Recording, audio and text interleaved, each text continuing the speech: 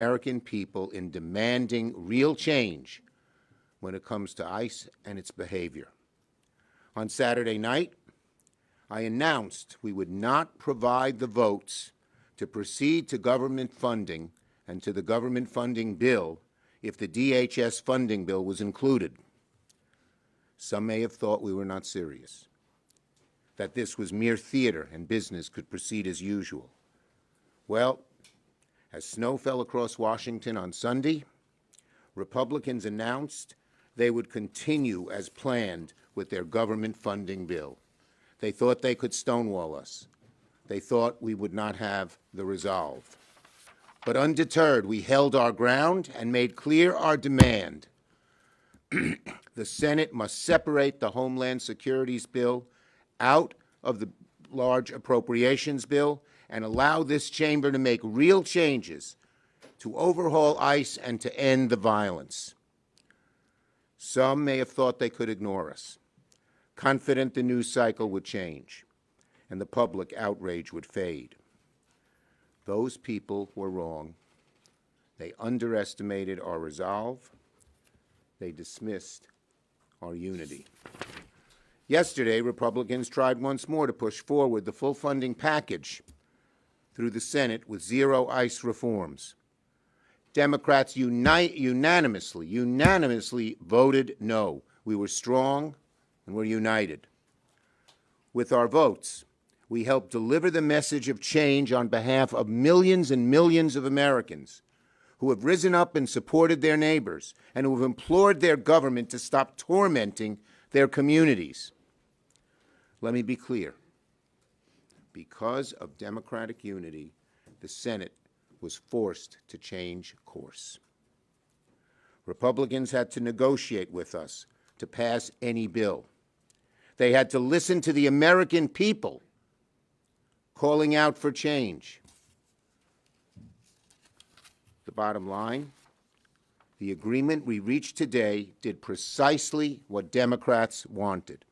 It separated DHS from the other funding bills so we can overhaul DHS to rein in ICE and end the violence.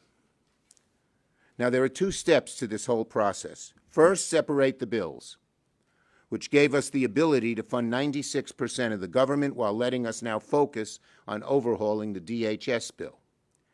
That was step one. Step two is now drafting strong, common-sense legislation that reins in ICE and ends the violence. I want my colleagues to listen closely. I want my Republican colleagues to listen closely. Senate Democrats will not support a DHS bill unless it reins in ICE and ends the violence. What are we demanding? We demand ending the roving patrols. These are our three objectives. One, ending the roving patrols. Two, enforce accountability. Three, masks on, body cameras off. Masks off, body cameras on, no secret police. Every officer must have clear identification. That's what we're demanding. Those are our three objectives. And there will be specifics under each of those. We will know soon enough if our colleagues understand the stakes, if they understand how serious we are.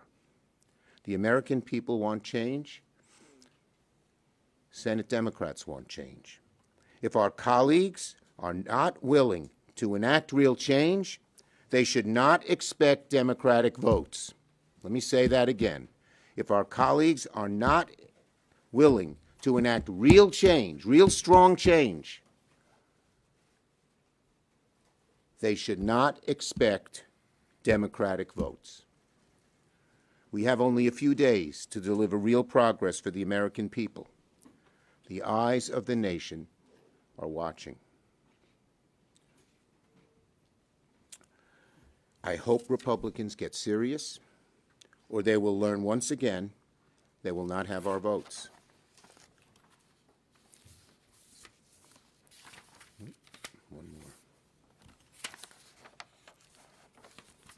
bottom line, let's find this last page. I'll find it. Nope, he didn't. Anyway, the bottom line is very simple. The American people are crying out for change. They see what's happening on our streets. They see the thugs. They see the goons. They see people being shot and killed. They see people being punched and pushed around and treated like garbage when they're American citizens, when they're here legally, when they're people on the streets. They want it stopped. We want it stopped. This is not America. Not America. And when you see those images, you know that something is dramatically wrong and it must change. We are fighting to change it. Will our Republican colleagues join us? Now, Patty Murray has done such a great job here. She really just put her every bit of her into making this happen. Couldn't have happened without her. I'm proud to introduce Patty. Thank you, Joe. Thank you. Well, all week, Senate Democrats have been exceptionally clear. We cannot and we will not pass the DHS bill until ICE and CBP are reined in.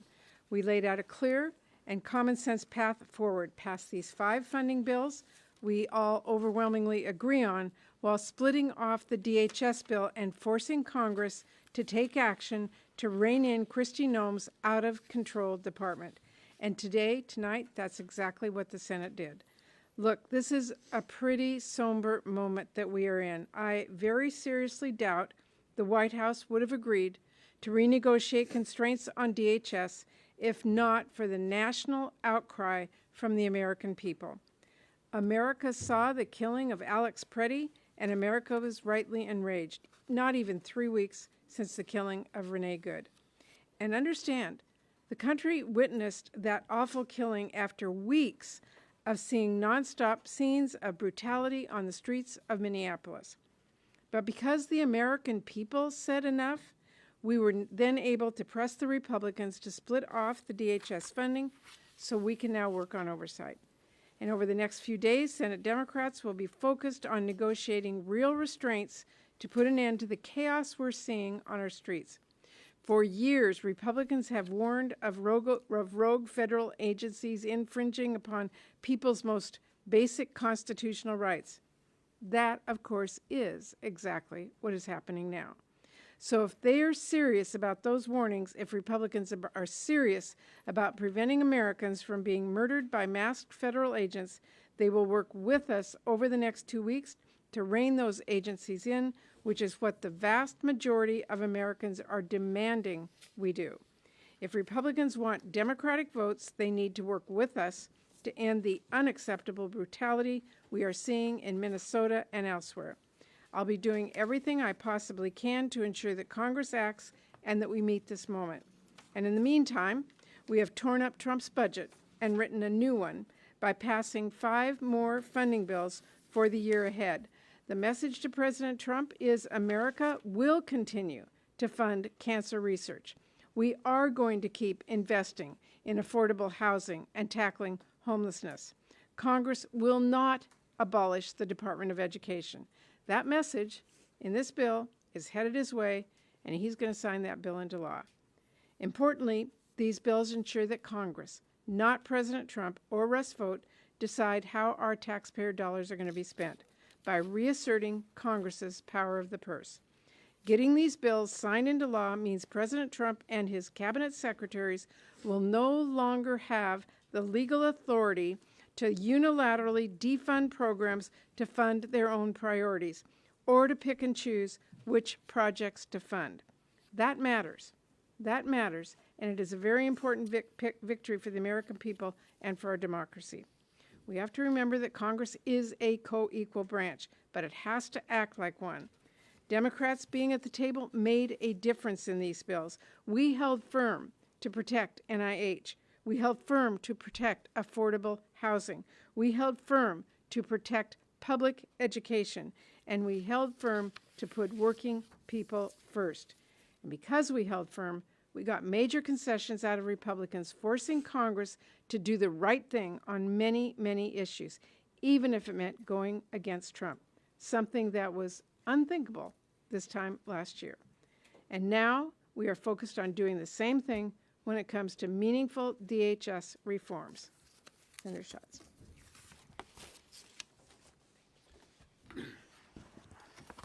This is one of the most important moments in this Congress. This is a bipartisan rejection of DOGE. This is a recognition of the importance of funding 96% of the government. It is that. And we are hopeful about that, and we are glad about that. But it's also about what comes next. This also puts us in a position to negotiate over some very simple principles. This is not an immigration negotiation. This is not a question of partisanship. This is a question of whether you think it's okay to have a person with no badge and no ID and no way to even know that they are a law enforcement officer come in and rough up your neighbor or your family member. And so the next 2 weeks are essential. Agents need warrants. They need to properly identify themselves, take off their masks, and wear body cameras. And understand what we are asking for is what police departments do, is what your local cop does. It's what any well-trained law enforcement force does. We're not asking for some progressive wish list. We're asking for these individuals to conduct themselves at least to the standard of your local police department. The status quo is unacceptable. I've never seen anything like this, not just in terms of the brutality on the street, but also the bipartisan, nonpartisan rejection of what people are seeing. And the attempt to kind of wedge this back into a partisan box is backfiring because people are seeing with their own eyes what is happening on the streets of Minneapolis and in many other places across the country. It has to stop, and if it doesn't stop, we do not intend to provide our votes. Ready for your questions? Yes, don't yell out, please. Leader Schumer, how do you anticipate the next 2 weeks to go? Will you negotiate with the White House? Have you had those conversations? Essentially, how will you make sure that these provisions end up in the final bill? Look, we intend to negotiate with Leader Thune. We will need in the Senate a majority of votes, 60 votes, to pass the Homeland Security bill through the Senate. So we expect to negotiate with them, and it's on them. We're ready. We have a strong group of proposals. They're common sense. They're what the American people want us to do. It's on them. Yes. Thank you, Leader Schumer. Lindsey Graham's been very vocal over the last day or so. He said that, in his opinion, the root cause of everything we're seeing in Minneapolis is open border policies under the Biden administration. And he said Democrats are vilifying all ICE agents over a couple of incidents that he said obviously need to be investigated. What's your response to that? Lindsey Graham ought to talk to the American people and see how they feel. Yes.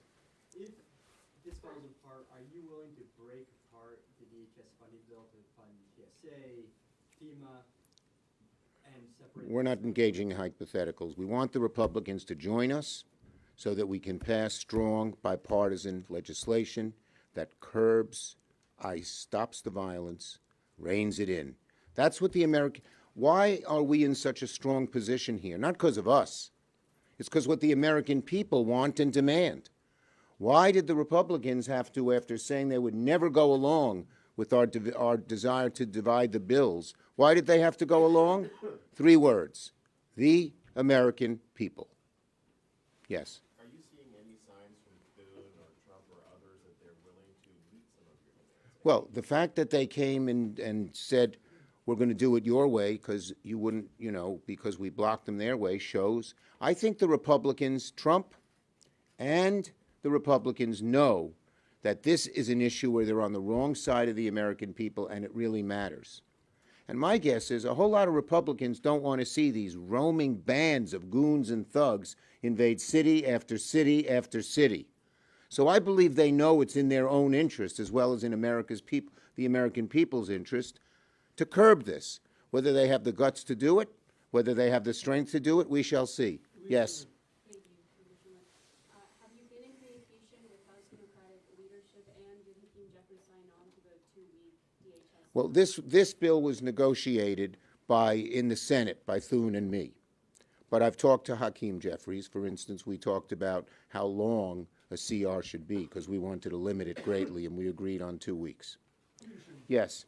On your requirement for the mask off, several Republicans. On the requirement of the. The demasking, the mask off. Yes. Agents, several Republicans have raised concern about that because they say agents are being doxxed and that's why they're wearing these masks. They don't want to be doxxed. Look, the whole ICE needs discipline, training, etc. Given the brutality, given everything they've done, we need real ID, plain and simple. And to have a law enforcement officer with no ID pick someone up, throw them in a dark room, and they don't even know who they are, we don't even know if they're law enforcement agents. So we have to have real ID, plain and simple. Yes. Leader, you talked about these 3 priorities broadly. How will Democrats develop more specific proposals, and which Democrats are going to be taking the lead on these? Look, we're going to have a group of Democrats negotiate. We're going to have to negotiate with the Republicans to get this done. But as we've said over and over again, they shouldn't expect our votes if they're not willing to go along with strong legislation. Yes, go ahead, finally. No, you. No, he's been trying very hard. Thank you very much. Jeff Garcia, The Independent. Even if these reforms pass, ICE still has $75 billion. I know that all of you voted to repeal it. Susan Collins, Lisa Murkowski voted to repeal it. How do you assure the American people, you mentioned the American people, that these reforms will actually be meaningful when ICE still has $75 billion to play with? Well, one of the things we want to do is to make sure that the reforms we have apply to all the money that ICE is now spending, no matter where it comes from.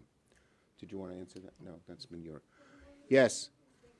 Just in your in terms of getting these demands, did you have any direct conversations with President Trump while you were negotiating this, and do you intend to engage him over these next 2 weeks? Look, or do you want to sit down with him to try? We need Democrats and Republicans in the Senate to pass this, so I'm going to talk to Thune. Whatever he wants to say to Trump, and whatever, if Trump can be constructive, great. But when I mean, right now, Trump is being destructive. It's his force. It's his ICE force. It's his roving band of thugs going across the cities. Thune and I are the 2 leads on the negotiation. Okay? Yes. From a practical standpoint, funding is going to lapse at the end of today for a weekend or 3 days or whatever. I was wondering, for Americans that are really confused as to what that means, what does that mean? Is the government actually going to shut down? Are there going to be any effects for Americans here? Are you able to explain that so that people understand what is about to happen for the next 3 days? Unless Chuck knows the answer to that at the technical level, I would honestly defer to OMB because I'm not sure how it actually operates. It's the Trump administration. Ask them. Yeah. Okay. You saw 2 Republican votes with you to try to rescind the $75 billion for ICE that was, I believe, part of the Yeah, reconciliation yeah. package. Given that you have a little bit of Republican buy-in, do you expect that to be at all part of these conversations? Well, look, we expect that our Republicans will join us in every part of the conversation. But as has been made clear by the 3 of us, plain and simple, it's up to them to get our votes to join us. It's on their back. We're ready. We know what we want. We think the American people very much want it. The end the rolling patrols, the enforce accountability, and masks on, masks off, body cameras on. No secret police. Secret police in America? What the heck is going on? Okay? Thank you, everybody.